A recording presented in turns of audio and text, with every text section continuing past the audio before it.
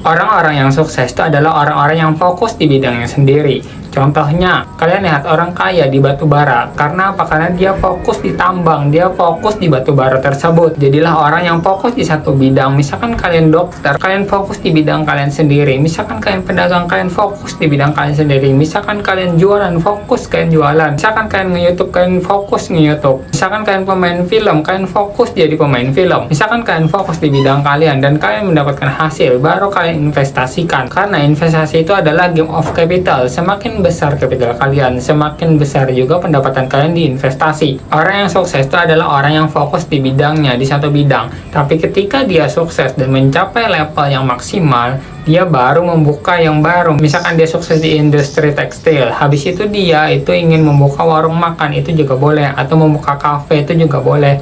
Karena apa? Karena capnya sudah besar, jaraknya sudah besar. Sama juga aku di sini, aku fokus di bidang finance karena aku suka di finance. Maka dari itu aku pelajari trading itu bagaimana, investasi itu bagaimana, technical analysis itu bagaimana, fundamental itu bagaimana, bagaimana mengetahui suatu project, bagaimana kita tahu project itu apa, tokenomiknya bagaimana, foundernya siapa institusi yang menginvestasikan di belakang tersebut. Dan juga aku fokus di dunia trading. Jadi aku di dunia trading juga aku fokus technical research itu bagaimana, smart money concept itu bagaimana, ICT itu bagaimana. Jadi aku mengasah terus kemampuanku. Jadi aku mengasah terus kemampuanku di bidang trading. Karena aku tradingnya bukan hanya di crypto, aku juga trading di forex.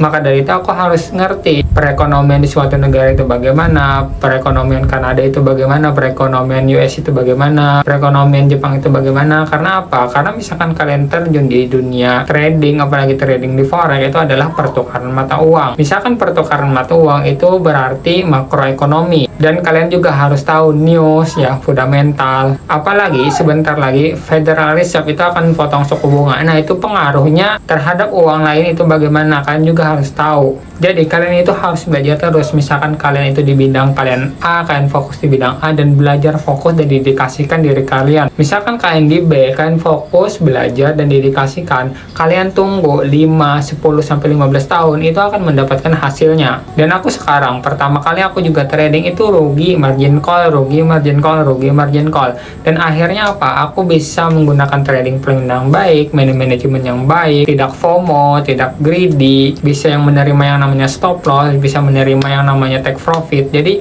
awalnya itu sulit. Tapi lama-kelamaan terbiasa, kita asah terus kemampuan kita evaluasi, kita belajar. Jadi misalkan kita masuk market, kita tidak gugup, kita tidak FOMO, kita tidak greedy. Di situ kita tidak ada yang namanya rasa gugup. Karena apa? Karena pertama kali kita masuk market itu gugup, FOMO, dan greedy. Jadi, fokus di satu bidang yang kalian bisa, fokus di satu bidang yang kalian mahir, fokus di satu bidang yang kalian suka, investasikan diri kalian di sana, dan investasikan ketika capital kalian besar, tunggu 5-10 tahun kalian akan jadi orang kaya.